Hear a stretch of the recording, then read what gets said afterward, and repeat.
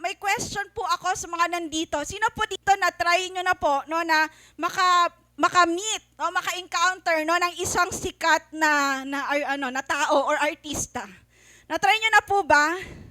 May na-meet na kayong artista? Meron ba? Or sikat or influential na tao? Meron ba? Oo, ibinong mo nga sa katabi mo, sino yon? Sino yun? I-share mo nga, sino ba yan?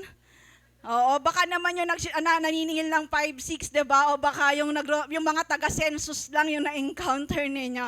No, meron ba kayo na-meet na artist? Ako siguro sa akin, ang pinakamatinding na-encounter ko ay ma-encounter ko ang aking asawa sa altar.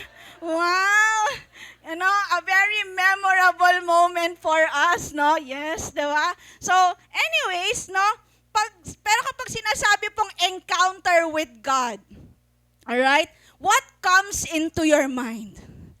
Pag encounter with God, what comes into your mind? Ano yung naiisip o naaalala mo? Sige nga, isipin mo nga. Alright? Maybe some of us will say, I encountered God nung life retreat or conference. Inaluhan ko. Tama ba? Okay, tama ba? Or ano? I encountered God habang nagwo-worship ako every Sunday service. Tama ba? Amen?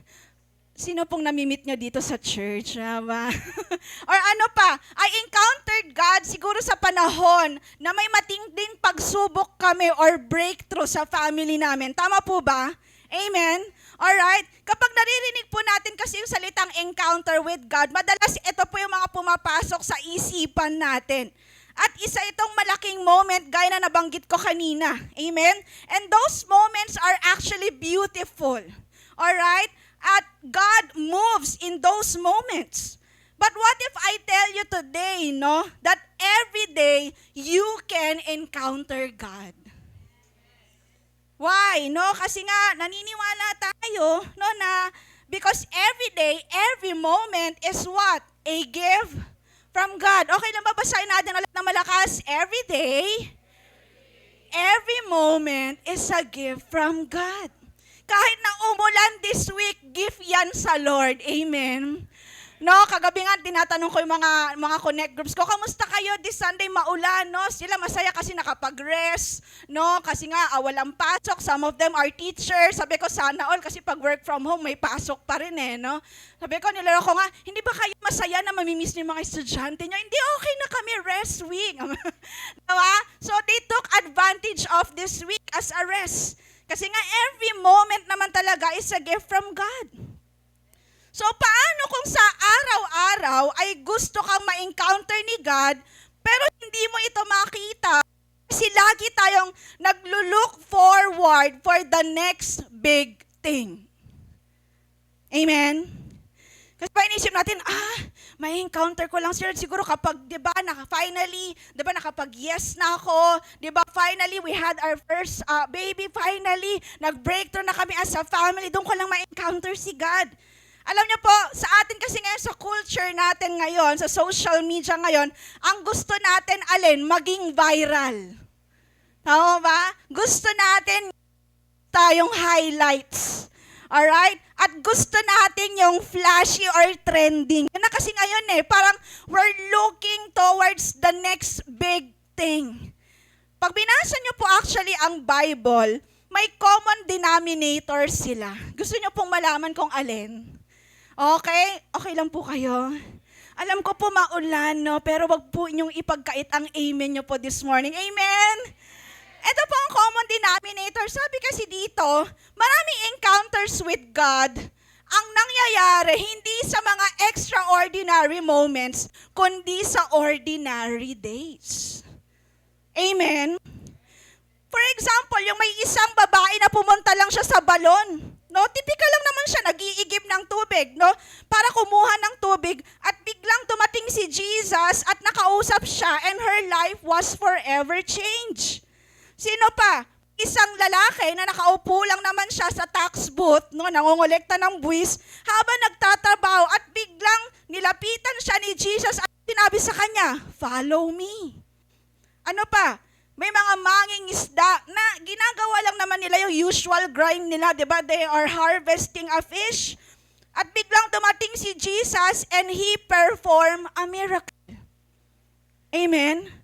So sa araw na akala ay ordinaryo lang, doon sila sinalubong ng Diyos. Amen? Kasi si Lord, hindi lang po natin siya kasama sa mga, alam niyo yun, mountain tops and valley experiences natin. Hindi lang naman natin kasama si Lord kapag nasa tagumpay tayo at nasa pagsubok. Kasama po natin si Lord even in our ordinary days. Amen? At baka minsan ganon din tayo, may mga araw no, na gumigising tayo, di ba, nagtatrabaho, umuuwi, natutulog, ulit lang, tama ba? Okay lang po kayo? At naiisip natin, Lord, kailan ko ba mararanasan ang presence mo? Alright? Kailan ba mangyayari sa akin, Lord, yung extraordinary? Pero ang tanong, paano kung hindi natin kailangang hintayin ang extraordinary moment para makita ang Diyos? Amen? Paano kung ang Diyos ay kasama na natin sa ordinary moments natin? Paano kung sabihin ko sa'yo na habang nakaupo ka dyan, kasama mo na si Lord? Just like an ordinary Sunday service. Amen? Because let me tell you, because how you spend your ordinary days will what? Define your life. Kaya naman po sa umagang ito, sa maulang ito, no, let me share to you a message entitled Ordinary Days, Extraordinary Encounters. Pwede ba nating banggitin ulit? Ordinary days, extraordinary encounters. Alright, sa mga nasa online, comment mo no, yung title ng ating message. I invite everyone to pray. No, let's pray. Lord, thank you so much po for this Sunday. Salamat po sa nakaraang araw. Alam ko, Lord, maulan. Hindi man ganun yung panahon na gusto namin for some dahil nga ito ay abala. Pero I hope na in the other perspective, also see it as a blessing, Lord God. It's a gift from you, Lord God. And I pray, Lord, thank you po sa panibagong linggo na kami po ay inyong iningatan, Lord God, nag-provide ka sa amin. And I pray this Sunday, Lord, this message, Lord, will impact our hearts and our minds, Lord God, and that it will, Lord, lead to transformation, Lord. Ang labanan dito ay yung application. So ang prayer ko, Lord, sana after namin mapakinggan itong mensahe, hindi lang namin siya narinig sa Sunday at doon na lang siya nagtapos. Pero ang prayer ko, pagdating ng Lunes hanggang sa araw-araw, i-meditate namin itong word mo, Lord God. Because sometimes, Lord, we are so, Lord, busy or, Lord, alam mo yun, naka kami sa idea, Lord, na mga big things, big moments. But we forgot, Lord, that even in our ordinary moments, you are there. And I hope that through this message, Lord God, ma-remind kami sa importansya ng pamumuhay sa araw-araw na naaalala ka namin. Thank you, God. Use your servant for this morning. We're so excited. In Jesus' name we pray. And everybody says, Amen. Let's go po sa ating text in Psalms 139, verse 1 to 18. No? So okay lang ba? Sasamahan niyo po akong magbasa? Okay lang po ba? No, pero actually hanggang verse 12 lang po tayo. Let's read, no? Salit-salit po tayo. Sabi dito, you have looked deep into my heart, Lord, and you know all about me. You know when I am resting or when I am working, and from heaven you discover my thoughts. You notice everything I do and everywhere I go. Sige po, let's read. Before I even speak a word, you know what I will say. And with your powerful arm, you protect me from every side. I can understand all of this. Such wonderful knowledge is far above me. Where could I go to escape from your spirit or from your sight? If I were to climb up the highest heavens, you would be there. If I were to dig down to the world of the dead, you would also be there. Suppose I had wings like the dawning day and flew across the ocean. Next verse, even then your powerful arm would guide and protect me.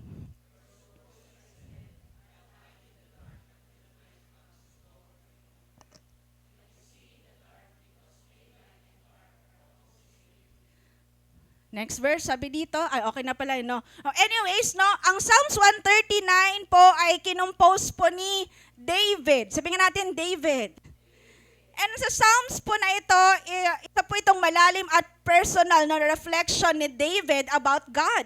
Alright? And si David, alam natin bilang isang king, no, isang warrior and a leader, pero in this Psalms, makikita po natin na ang pinaka-heart ay dahil nakilala niya ang mga attributes ni God, no? Mga importanteng attributes.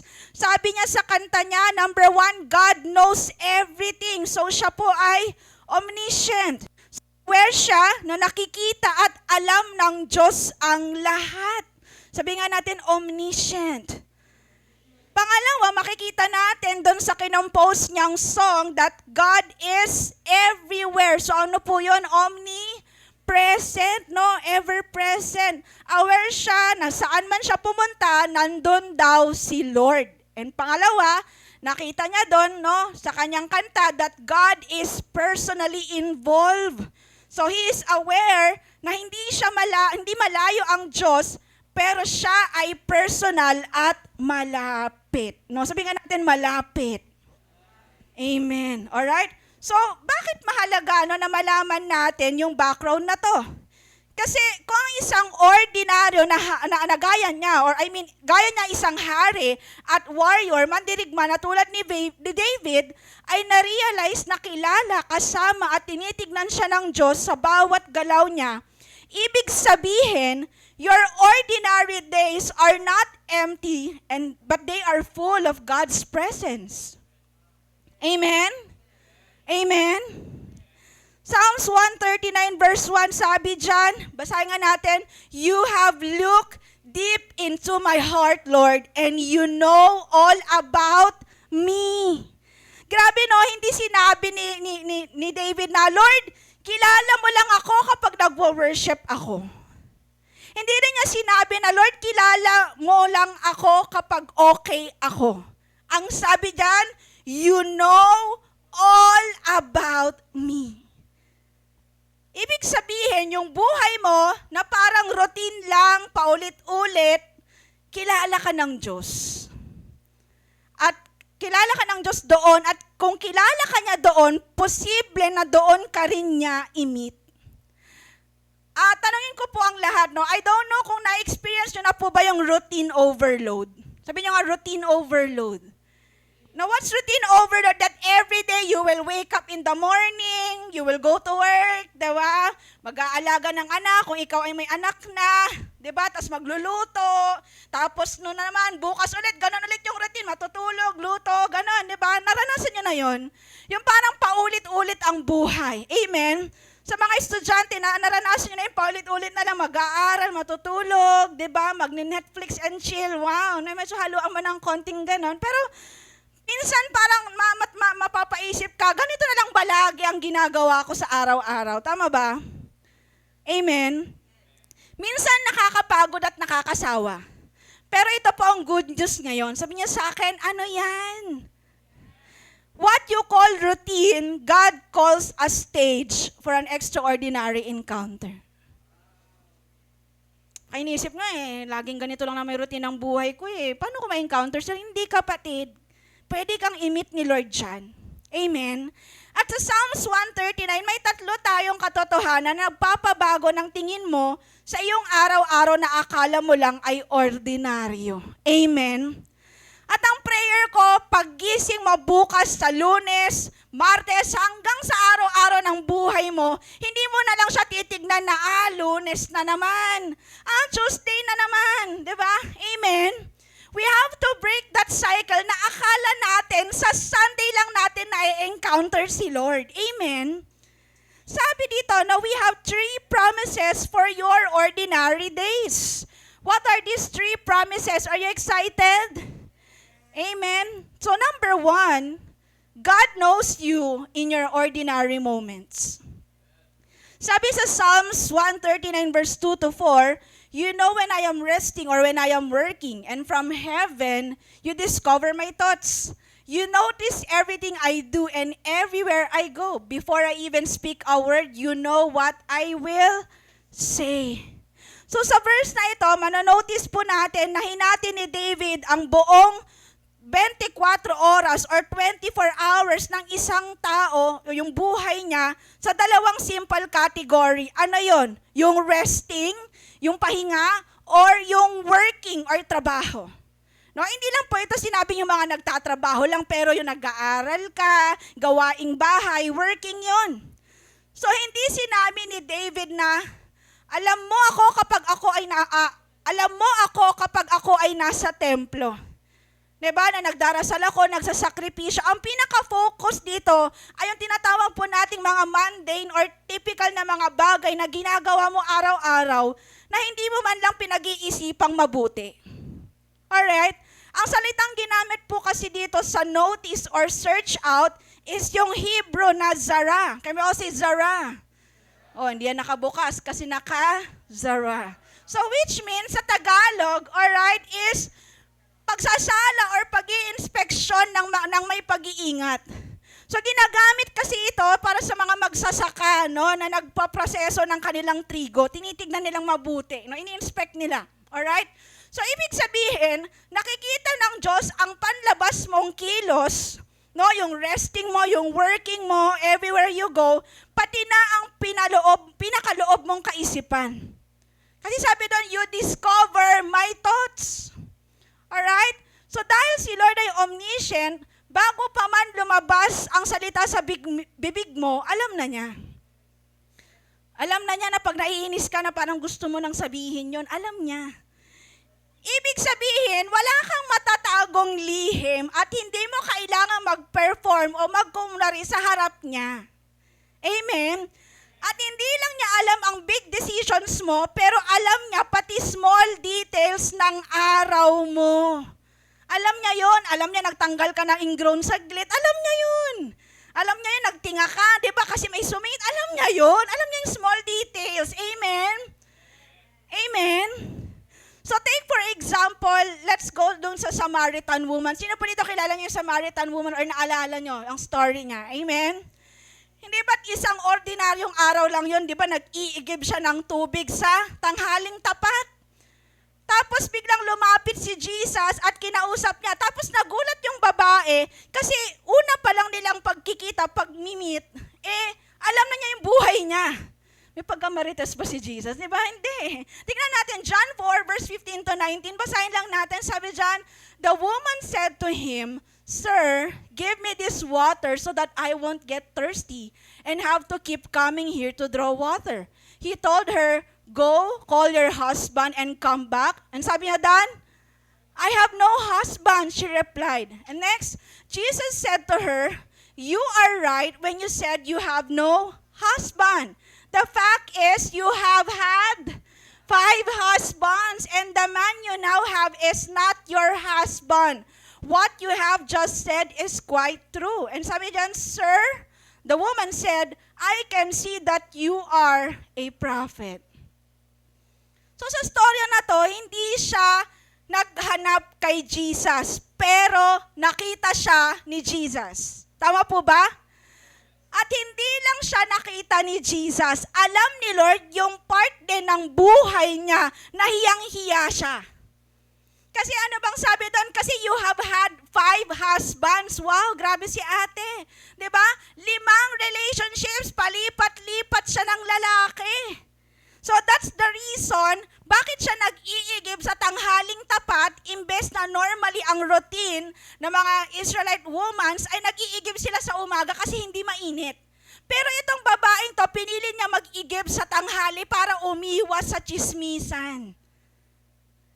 So on this ordinary day of the woman who wanted to be invisible in the society because of the shame ng kanyang sin, Jesus saw her.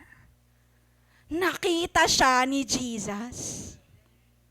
At maybe gaya po ninyo, baka feeling nyo invisible kayo, no? Inisip na, isa lang naman akong nanay, no, na abala lang sa gawaing bahay araw-araw, nag-aalaga ng mga anak ko, nagluluto, nagkukuskus, laba-laba, di ba?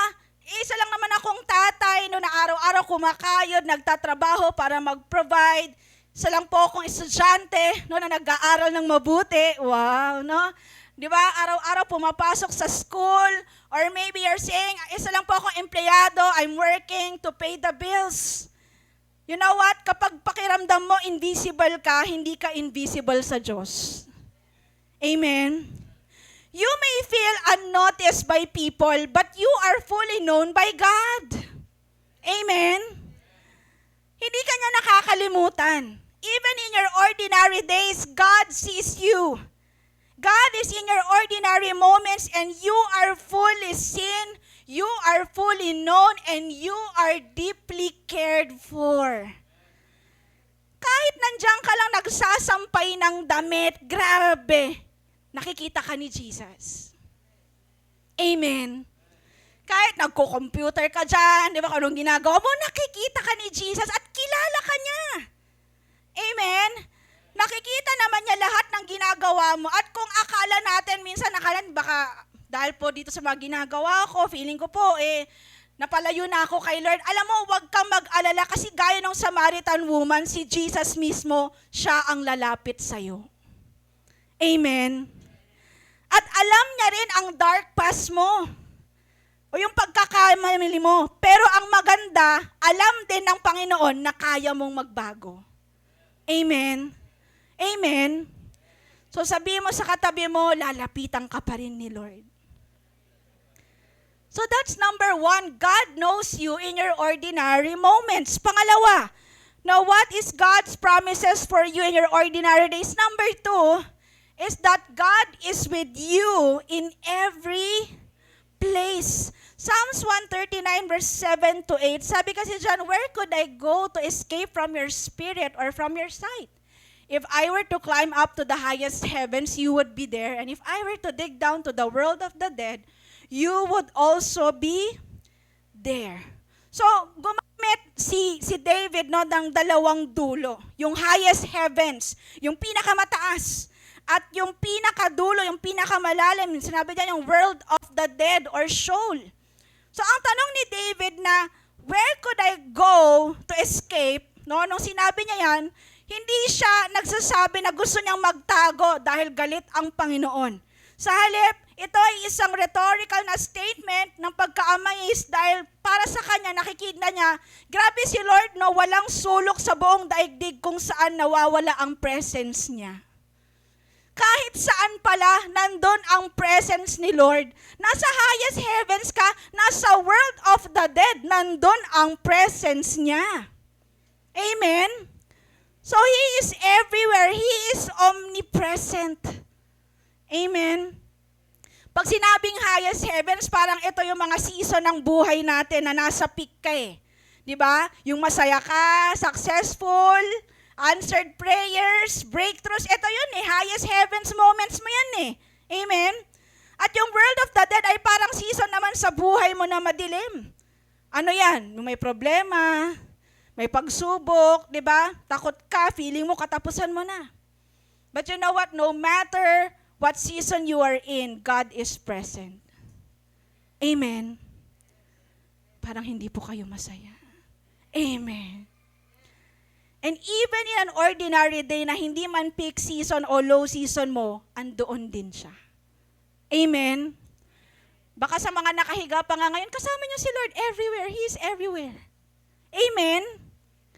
Take for example na yung dalawang followers ni Jesus, naglalakad sila papunta sa village ng Emmaus, no? And this happened after the death of Christ at hindi nila alam na nag-resurrect na siya. Now let's go sa Luke chapter 24, verse 13 to 15. Sabi dyan, now that same day, 2 of them were going to a village called Emmaus, about 7 miles from Jerusalem. And they were talking with each other about everything that had happened. Last, sabi dyan, okay lang ba, samahan niyo po ako. Sabi dyan, as they talk and discuss these things with each other, Jesus Himself came up and walked along with them, but they were kept from recognizing Him. Grabe yun, no? Naglalakad lang sila, hindi nila alam, kasama nila si Jesus. Ganda naman nun. Diba? Naglalakad sila just like an ordinary day, going on with their life. Pero nung time na yun kasi they were broken, they were confused. No, parang nawawalan sila ng pag-asa kasi nabalitaan nila nang pumunta doon yung mga babae sa tomb ni Jesus na wala siya. So parang inisip nila, saan nagpunta si Jesus? Iniwan na ba niya kami? Pero syempre, naglalakad pa rin sila, tuloy sa buhay. Ganyan naman tayo minsan sa buhay, di ba? Pag may pinag-iisipan kami, may ninununot ka, di ba? Parang tuloy ka pa rin sa buhay, tama ba? Di ba? Ganon sila eh. So, hindi nila alam, yung hinahanap nila ay kasama na nila. Amen? And minsan, madaling maramdaman si Lord kapag nasa highest heavens tayo, di ba? Para ang daling sabihin na praise God, 'di ba? Kasi syempre nasa success ka, 'di ba? Ang ganda ng nararanasan mo eh, blessed ka eh. 'Di ba? Ang ganda ng takbo ng buhay natin, pero paano pag pakiramdam mo nasa world of the dead ka? 'Di ba yung nasa point ka ng life mo na may fear, may disappointments, may kalungkutan, ang hirap minsan eh. 'Di ba? Pero minimit ka pa rin ni Lord doon. Doon mo siya na-encounter, tama po ba? Paano sa mga ording araw na pakiramdam mo ay monotonous at walang nangyayari? Hindi ba wala rin doon si Lord? Or nandun si Lord? Amen? Baka nga feeling nyo po itong linggong ito, Lord, maura-uran ma, tuyay. Paano kung sabihin ko sa'yo na tahimik ang langit, akala natin tahimik ang langit, pero hindi po. Hindi rin po malayo si Lord sa atin. Pero tandaan mo, God is not absent in your silence. He is present even when He feels hidden. Amen? Amen? Present si Lord habang pagod na pagod ka. Present si Lord habang nasa biyahe ka, pauwi galing school or nasa trabaho. Present si Lord kahit habang nagtutupi ka ng damit or nagkukuskus ka ng labada. Present si Lord habang ikaw ay naghihintay sa pila. Present siya. Amen? Okay lang kayo? Paano kung nagkaroon tayo ng Diyos na hindi siya present? Everywhere. Nai-imagine nyo ba?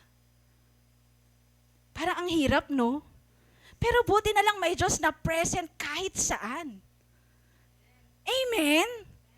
Amen? May Diyos na yung mata niya nasa iyo lagi. Hindi ka ba na-amaze doon? Diba? Alam mo, lagi nga pag SOD, pag ine-explain tong omnipresent, parang ganito lang yan. Kunyari si Ate Beth nandito ngayon sa Lighthouse Church nagsa-Sunday service. Tapos yung isang Ate Beth nasa bahay nila nag-aalaga ng anak niya. Tapos yung isang Ate Beth nasa palengke na bumibili ng isda. Tapos yung isang Ate Beth nandun sa Dagupan nagmomol sa SM. Nai-imagine niyo yung omnipresent? Multiverse, diba? Ganun si Lord. He is present everywhere. Amen? So sa ordinaryong araw na hindi man espesyal or walang okasyon, hindi man ikaw ay nasa loob ng church or nasa isang conference, God is present. Amen? And God doesn't wait for a special day to meet you. He makes your ordinary day special by coming to where you are. Because God is not just the God of your mountains, He is the God of your valleys and your ordinary walks. Amen. Diba? Sana ganun eh. Habang nagluluto ka, ay grabe, kasama ko si Lord. Habang nasa gym ka, wow, kasama ko si Lord. Wow. Diba ang sarap nyon na bawat kilos mo, alam mo, present si Lord. Amen? Amen? Nandito ka ba? Ano po yung number 2? God is with you in every place. And last, number 3. What is God's promises for us in ordinary days? Number 3, God pursues you in your daily life. Verse 9 to 12, sabi niyan, suppose I had wings like the dawning day and flew across the ocean. Di pa po yan, na huwag tayo excited. Ayan. Even then, your powerful arm would guide and protect me. Or suppose I said I'll hide in the dark until night comes to cover me over. But you see in the dark because daylight and dark are all the same to you.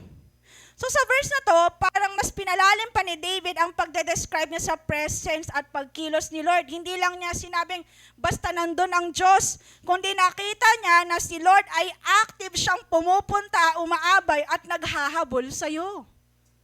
Wow, naranasan niyo na bang hinahabol? ng aso. Di ba? Grabe yun eh. Di ba? Grabe yun. Di ba? Pero yung hinahabol ka ni Lord, what more? Amen? So ginamit ni David ang dalawang pagtatangka ng tao. Yung una daw ay pumunta sa pinakamalayong lugar. Kasi sabi niya, wings like the dawning day and flew across the ocean. Or ang magtago daw sa pinakamadilim na sulok. Kasi diyan, hide in the dark. Amen? Sabi ni David, kahit pumunta daw siya sa pinakadulo ng dagat, naroroon daw ang kanyang kamay para umakay at protektahan siya. Amen? Ibig sabihin, walang dilim or anumang sitwasyon na pwedeng magtago sa'yo sa mata ng Diyos. Amen? To Him, daylight and dark are all the same. Amen? Sino po dito kilala niyo si Zacchaeus? Yan. No, si Zacchaeus, no, isang ordinaryong araw lang naman yun eh. Diba? Tapos nalaman niya, dadaan daw si Jesus sa Jericho. So yung mama na matagal nang lumalakad sa kadiliman ay nakaranas ng liwanag magmula ng araw na yon. And his life has never been the same. No? Let's go sa story niya in Luke 19 verse 5 to 10. No? Ang sabi dyan, basahin natin, when Jesus reached the spot, parang madilim din po at mood ninyo. Okay lang po ba? Samahan niyo ako magbasa. Tayo na lang dito eh. No? Sige po, 1, 2, 3, go. When Jesus reached the spot, He looked up and said to him, Zacchaeus, come down immediately. I must stay at your house today. So he came down at once and welcomed him gladly. All the people saw this and began to mutter, he has gone to be the guest of a sinner. But Zacchaeus stood up and said to the Lord, look, Lord, here and now I give half of my possessions to the poor. And if I have cheated anybody out of anything, I will pay back 4 times the amount. And Jesus said to him, today salvation has come to this house because this man too is a son of Abraham. For the Son of Man came to seek and to save the lost. So biruin nyo, isang ordinaryong araw lang naman to para kay Zacchaeus eh. 'Di ba? Pero hindi niya akalain na yung ordinaryong araw na yon ay naging extraordinary encounter niya with Jesus. Amen? At gaya ni Zacchaeus, hindi mo kailangan magtago sa dilim ng sitwasyon mo ngayon. Kahit pakiramdam mo, malayo ka, ang kamay ni Lord ay handang umakay at humawak sa'yo. Si Jesus nga siya pang, di ba, tumawag kay Zacchaeus eh. Another example, si Prophet Elijah. Remember when he was in his season na sobrang dilim, no? He was in depression. No, nung time na yan, he ran away, he got depressed. Kaya nung pinagawa ni Lord sa kanya, pinagpahinga siya, no? At pinakain.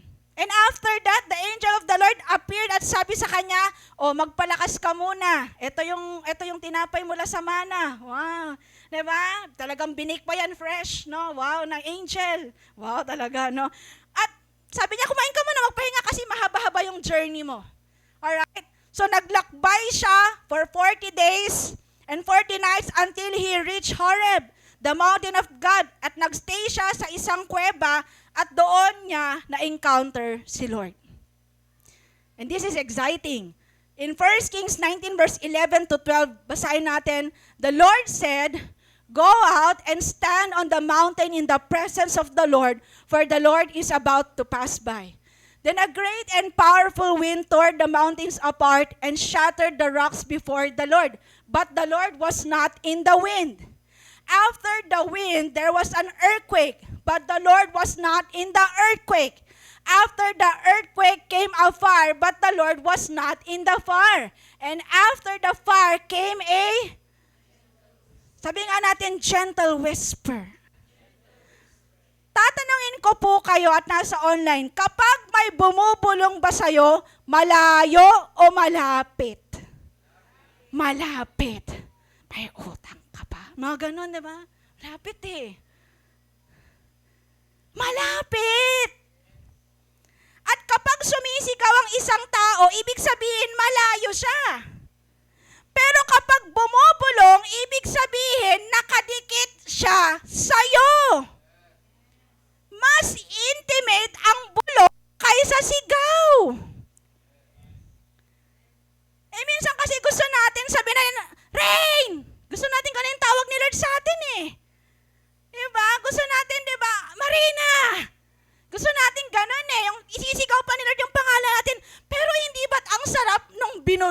Lord, yung pangalan mo sa tenga mo. Katabi mo lang.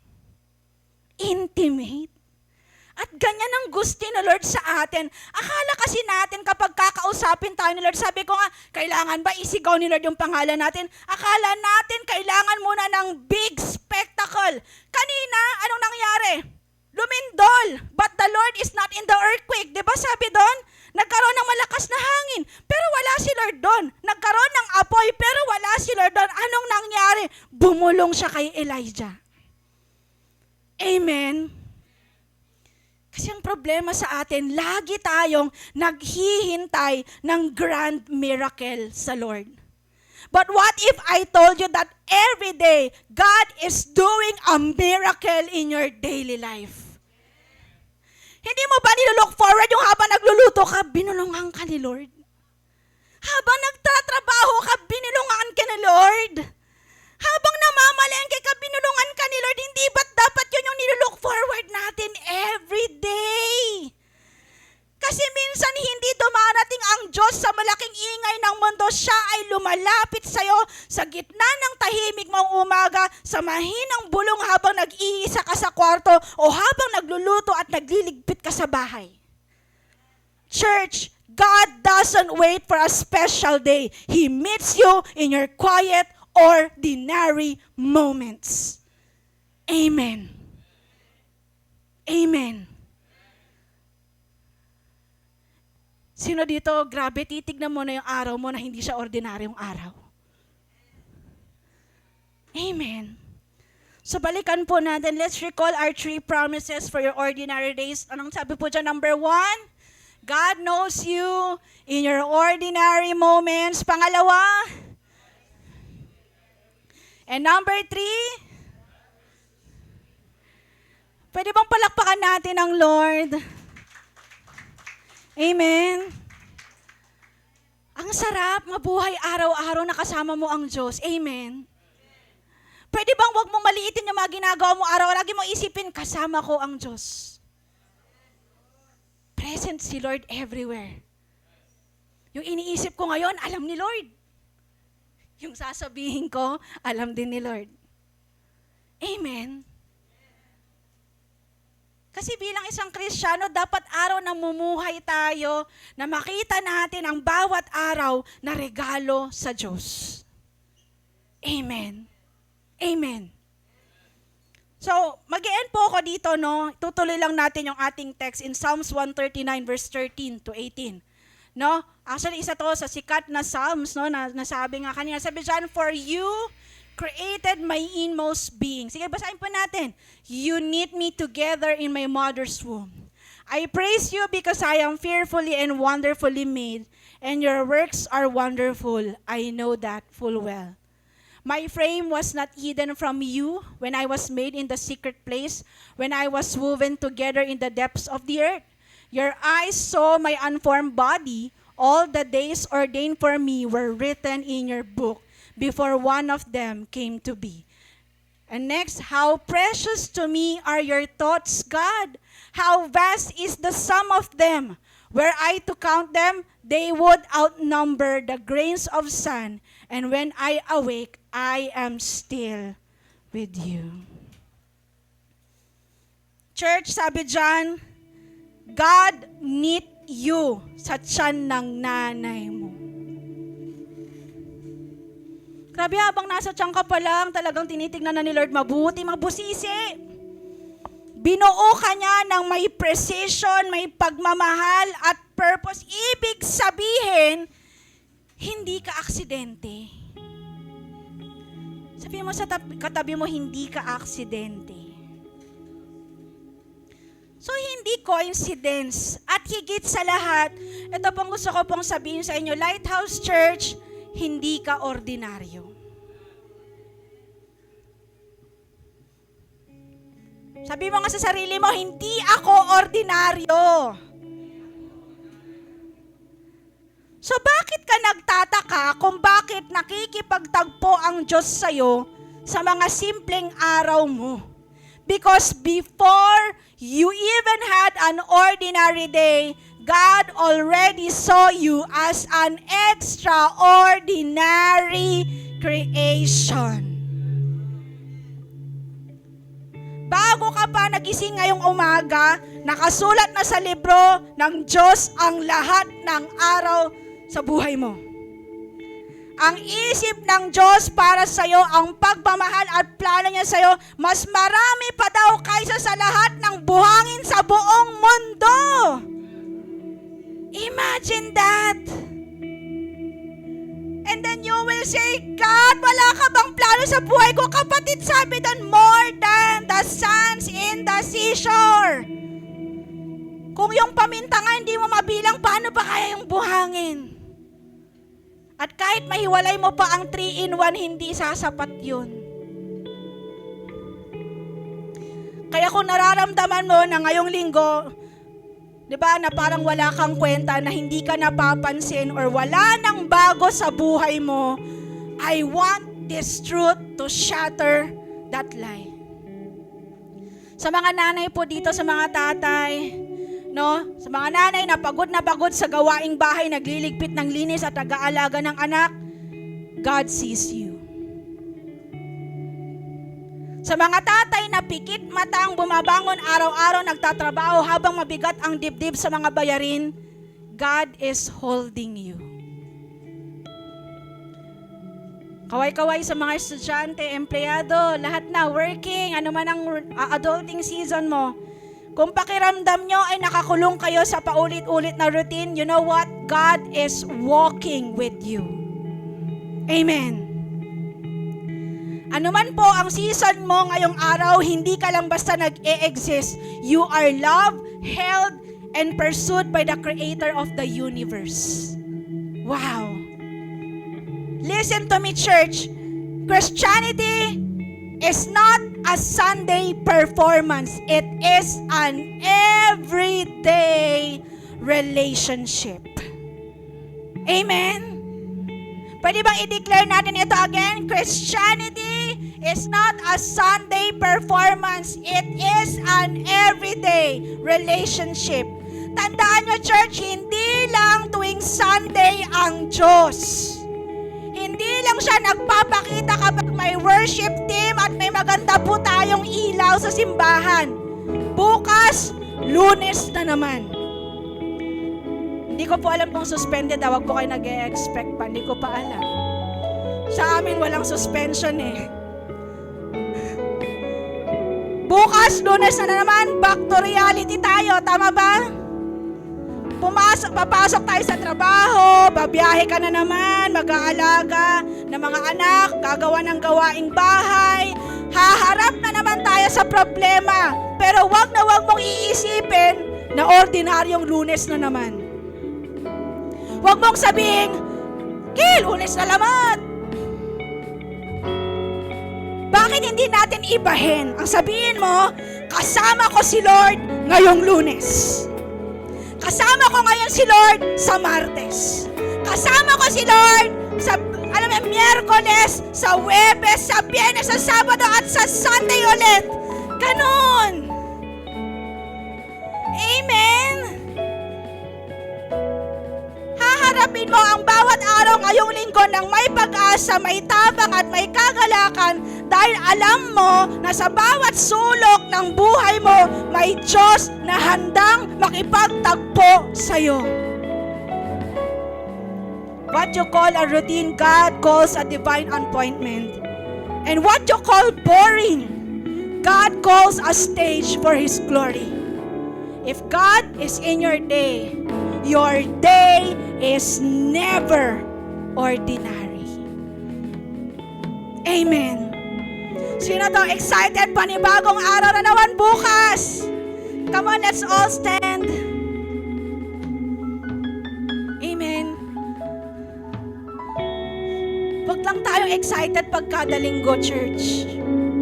Maging excited ka araw-araw na kasama mo ang Diyos. Humihinga ka na alam mo may Diyos na nagbibigay sa iyo ng buhay. And as we sing this song, I want you to just thank God. Raise your hands and say, Lord, gusto kong baguhin ang perspective ko sa araw-araw ng buhay ko dahil araw-araw pasasalamatan kita. Araw-araw alam ko sa puso ko, kasama mo ako, nakikita kita. Nakikita mo ako, di ba nararamdaman kita kahit sa isang ordinaryong araw lang. Come on, let's worship God.